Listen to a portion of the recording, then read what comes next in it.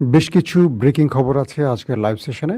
সংক্ষিপ্ত সময়ের মধ্যে আমি খবরগুলো দেওয়ার চেষ্টা করব আপনাদের। আহ ৪ তারিখ থেকে শুরু হচ্ছে ইরানে প্রায় ৯ তারিখ পর্যন্ত ৬ দিনব্যাপী আয়াতুল্লাহ আলী খামেনির জানাজা অনুষ্ঠান। সেখানে বাংলাদেশের আমাদের বাংলাদেশ সরকারের পক্ষ থেকে স্পিকার এবং বিরোধী দলের পক্ষ থেকে বিশেষ ডেলিগেট যাচ্ছেন। পাশাপাশি কাশ্মীর বেশ উত্তেজনাকর পরিস্থিতির মধ্যে আছে। বাংলাদেশের মতো পাকিস্তানের কাশ্মীর ভেঙে যেতে পারে। অন্যদিকে আজাদ কাশ্মীরকে ভারত তাদের নিজের দাবি করে বসেছে।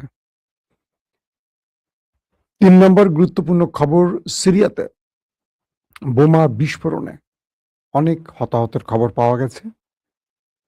পাশাপাশি কাতারে ইরান আমেরিকার যৌথ আলোচনায় কাতার বলছে কিছু ভালো ফলাফল আসতে যাচ্ছে, কিন্তু ইরান বলছে হরমুজ নিয়ে যদি আমেরিকা কোনো বাড়াবাড়ি করে স্টেট খেয়ে ফেলবে।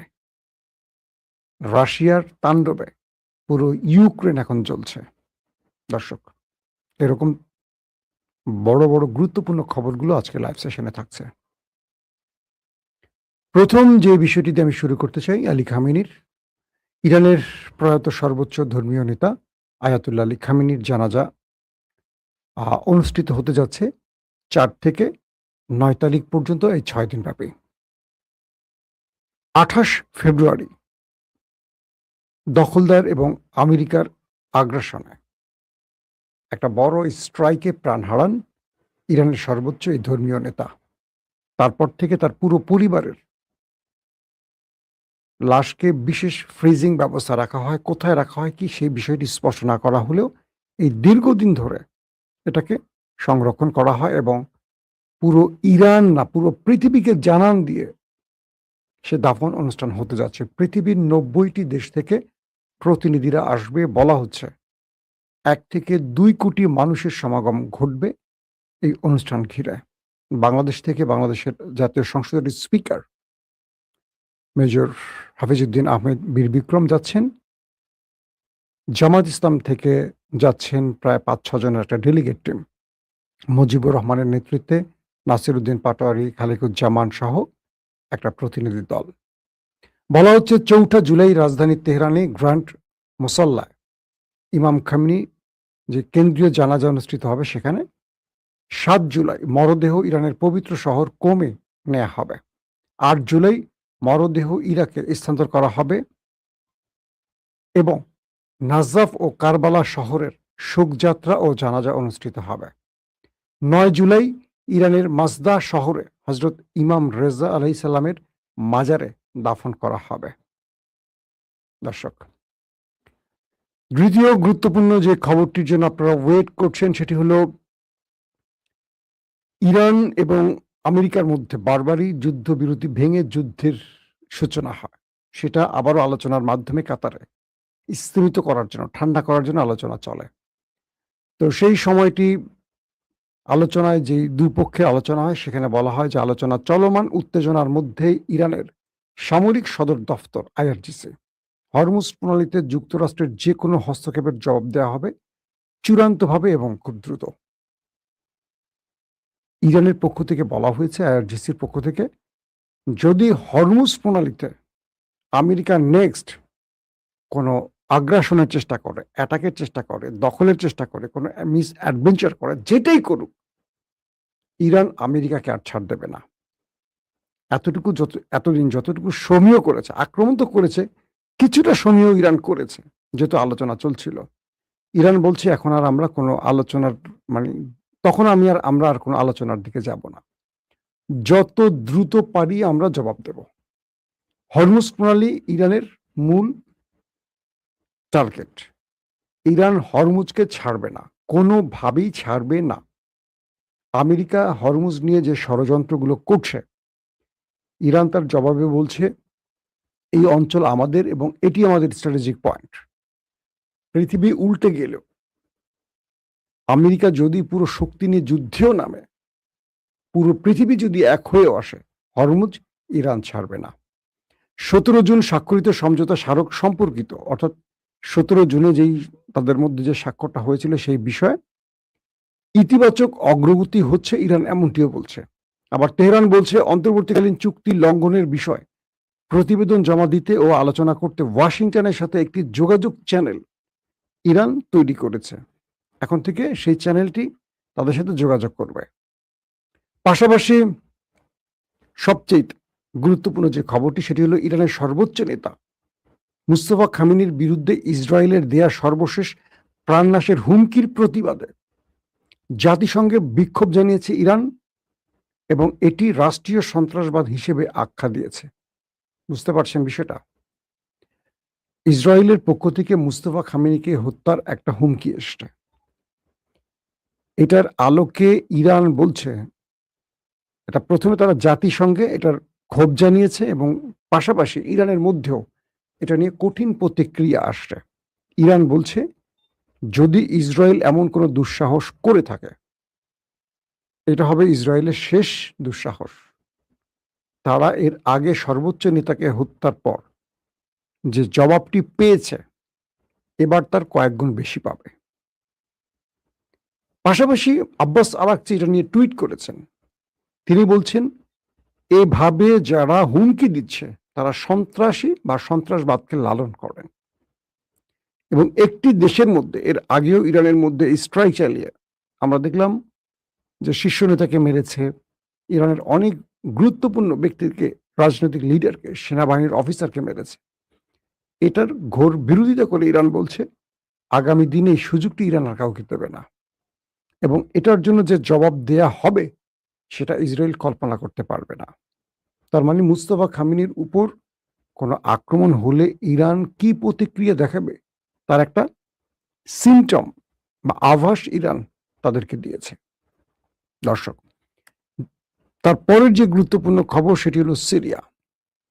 সিরিয়াতে বড় ধরনের অ্যাটাক হয়েছে একটি ক্যাফেতে এবং সেই ক্যাফেতে আক্রমণের ফলে সেখানে 5 জন স্পটে মারা গেছে, পাশাপাশি আরো 16 জনের মতো আহত হয়েছে। এবং এই ঘটনায় পক্ষ বিপক্ষের কোন স্টেটমেন্ট সেভাবে না আসলেও বলা হচ্ছে যে সিরিয়াকে আবার অশান্ত করার জন্য এটি হচ্ছে।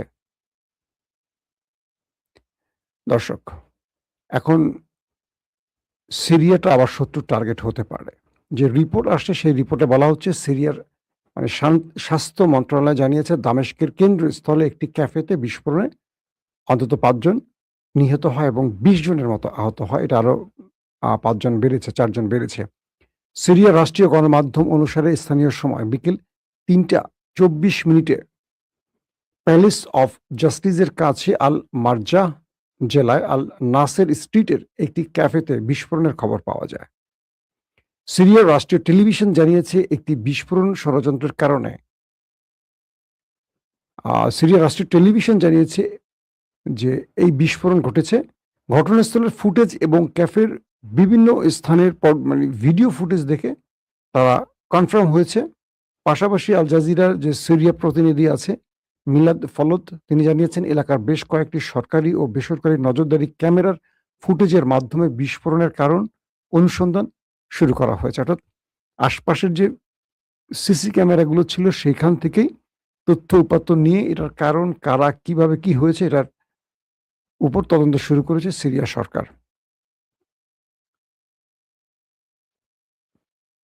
দর্শক, সিরিয়াটা আমরা দেখতে পাচ্ছি যে সাম্প্রতিক সময় আবারও তাদের টার্গেটে পরিণত হয়েছে। এখন কি করবে সর্বশেষ, তো আশা করি সেই বিষয়গুলো মানে তুরস্ক জড়িয়ে গেছে।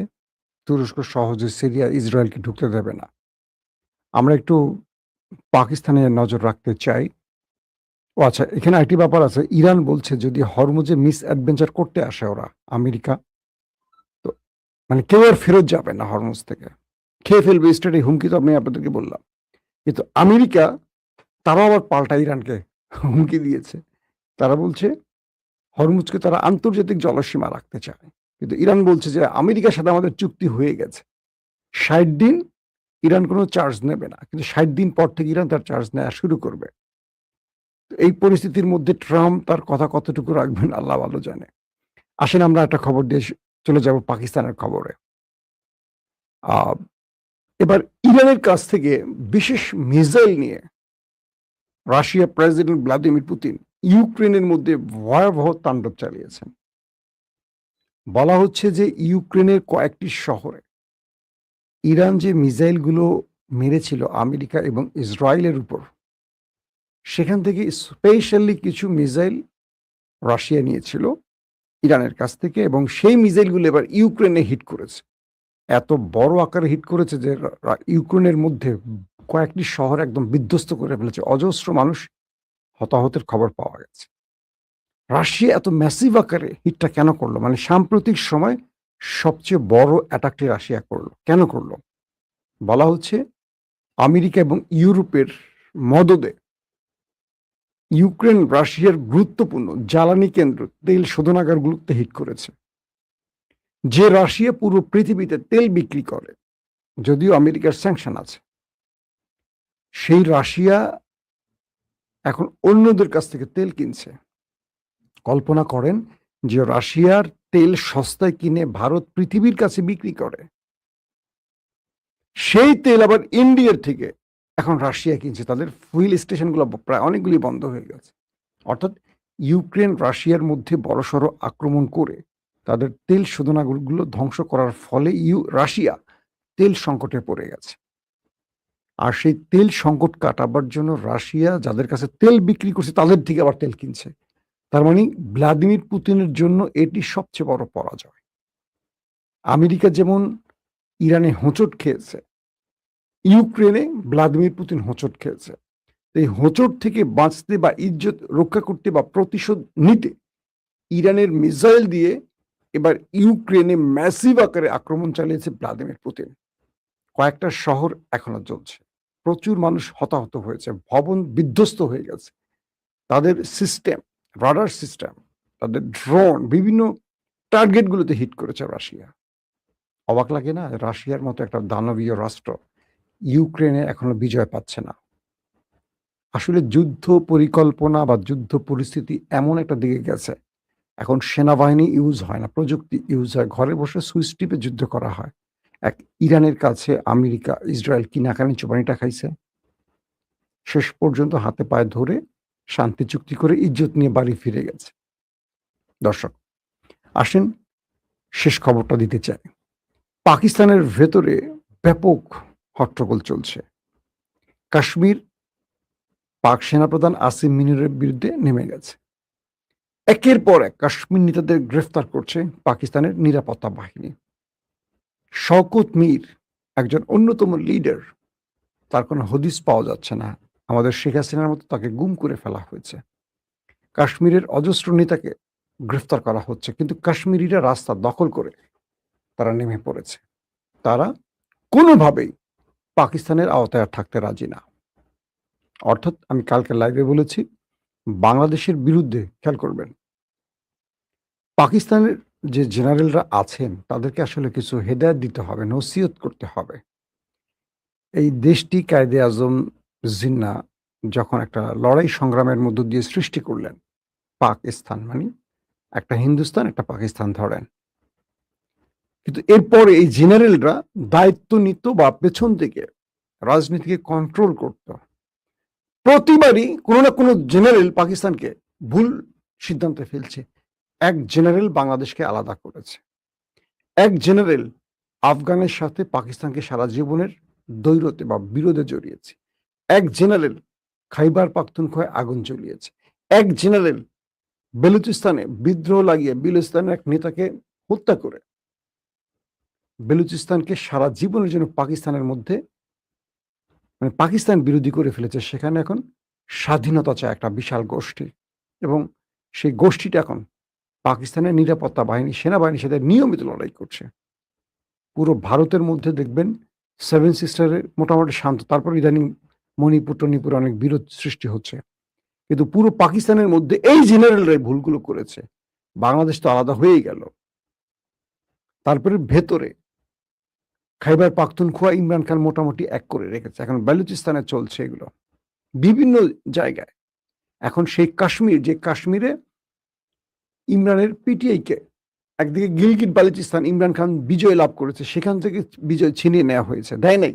দেখেন জেনারেলরা কি করছে, নির্বাচনের ফলাফল পর্যন্ত বাতিল করে তারা তাদের মতো ফর্ম 47 ঘোষণা করে, ডিসি সাহেব বলে দেয় অমুকে জিতেছে, ফলাফল বন্ধ।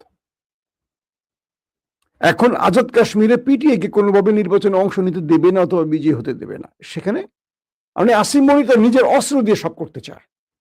এই লোকটাকে মানে অবাক লাগে যে পাকিস্তানের সেনাবাহিনী তো খুব মেধাবী অফিসার জানি, কিন্তু তারা রাষ্ট্রীয়ভাবে রাজনৈতিকভাবে এত অদক্ষ হয়। ভারত এখন কাশ্মীর মানে আজাদ কাশ্মীর যেটা পাকিস্তান অধ্যুষিত, একটা তো জানেন আপনারা জম্মু, একটা হলো আজাদ কাশ্মীর। জম্মুটা ভারতের দখলে, আজাদটা পাকিস্তানের দখলে। কাশ্মীরিরা বলছে আমরা পাকিস্তানের সাথে থাকবো না, প্রয়োজন আমরা ভারতের সাহায্য নেব। তার মানে কি পাকিস্তানকে হুমকি দিচ্ছে আমরা আলাদা হব। যেমন বাংলাদেশ হুমকি দিয়ে ইন্দিরা মুজিব মিলে পাকিস্তান থেকে আলাদা হয়েছিল, যদিও বাংলাদেশ স্বাধীন হয় নাই। এখন মানে পাকিস্তান থেকে ভারতের কোলে চলে আসছে। এখন ভারত ডিসিশন নেয়, আগে নিত পাকিস্তান জেনারেলরা, এখন নিত ভারতের নরেন্দ্র মোদীদের মতো ব্যক্তিরা। বাংলাদেশ স্বাধীন হয় না, এটা আপনারা জানেন, আমরাও জানি, নামে মাত্র আর কি বাংলাদেশ বলি আমরা। তো এই মুহূর্তে পাকিস্তান আবারও আজাদ কাশ্মীর একটা বড় বিপদে পড়ছে। এই জেনারেলরা পাকিস্তানকে বারবারই বিপদে ফেলছে। এখন আবার টুকরো হওয়ার ভয় সৃষ্টি হয়েছে। একদিকে কাশ্মীর বলছে আমরা ভারতের সাহায্য চাইব, যদি আসিম মনির বাড়াবাড়ি বেশি করে। আমরা আসিম মনিরকে মানি না, তাকে আমরা সেনাপ্রধান মানি না, এটা পাকিস্তানের অংশ না, আমরা স্বাধীন, আমরা স্বায়ত্তশাসিত, আমরা পাকিস্তানের নির্দেশনা মানব না। ডাইরেক্ট বলছে। কেন বলছে? কারণ তাদের উপর জুলুম করে তাদেরকে প্রকাশ্যে হত্যা করেছে এই আসিম মনিরের নিরাপত্তা বাহিনী।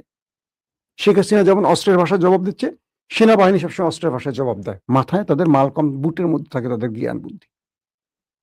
এখন ভারত দাবি করে বসছে যে আজাদ কাশ্মীর আমাদের। এখন পাকিস্তান কি করবে? পারবে? বাংলাদেশ তো রক্ষা করতে পারে নাই। বিশাল ভারত হা করে বসে আছে পাকিস্তানকে আরো দুর্বল করার জন্য। এই মুহূর্তে ইমরানকে যদি জেল থেকে বের করে না আনা হয়, বা ইমরান খানকে যদি রাজনৈতিক ক্রিজে না নামানো হয়, পাকিস্তান কয়েক টুকরো হবে। আজাদ কাশ্মীর যদি ভেঙে যায়, গিলগিট ভেঙে যাবে, খাইবার পাখতুনখোয়া, কেপি ভেঙে যেতে পারে, পাকিস্তান কয়েক টুকরা হবে। লিখে রাখেন। আসিম মনির আছে শান্তি তৈরি করতেছে পাকিস্তান আর কি বলে ইরান আর আমেরিকা নিজের ঘরের মধ্যে আগুন জ্বালিয়ে দিয়ে, আর যারাই আন্দোলন সংগ্রাম করে তাদেরকে গুম করতেছে।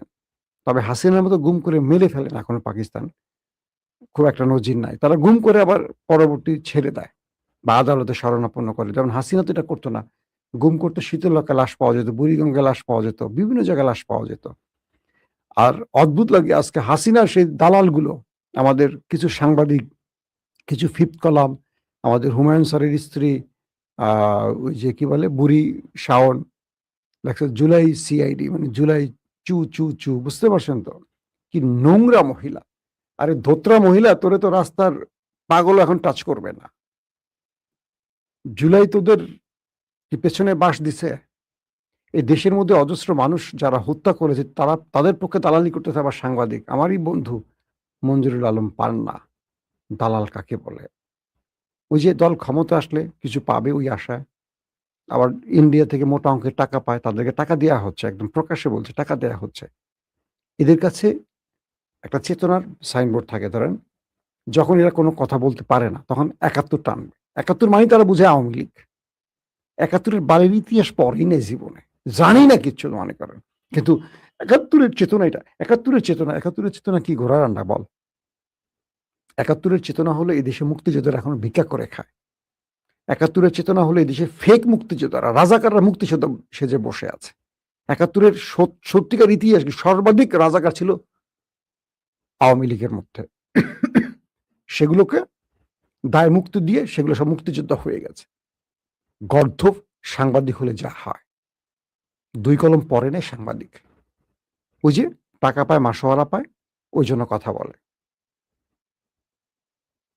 তো সেই অবস্থা পাকিস্তানে চলছে এখন। আসিম মনিরকে একদল বাহবা দিচ্ছে, হুজুর যা বলবেন ঠিক ঠিক ঠিক, কিন্তু দেশপ্রেমিক সাংবাদিকদেরকে দৌড়ের মধ্যে রাখতেছে, তাদেরকে তুলে নিচ্ছে, গ্রেফতার করতেছে। অনেকে দেশ ছেড়ে চলে গেছে। ঠিক হাসিনার মতো আসিম মনিরের ফ্যাসিজমের বা ফ্যাসিস্ট বা স্বৈরাচারী চেহারা উন্মোচন হচ্ছে, আর নতুন করে আজাদ কাশ্মীর এখন ভাঙনের মুখে পড়ে গেছে। আল্লাহ যদি হেফাজত না করে, এবার পাকিস্তানের কপালে দুঃখ আছে, কারণ মানুষ এখনো রাজপথে, কাশ্মীরের জনগণ এখনো রাজপথে, সেনাবাহিনীকে এটা দিয়েও পুষতেছে না, গুলি চালালেও তারা মাঠ ছাড়তেছে না। কাশ্মীরিরা কেমন জানেন তো আপনারা। আর এখন যদি ভারত ইন্ধন দেয়, তাহলে দুঃখ আছে।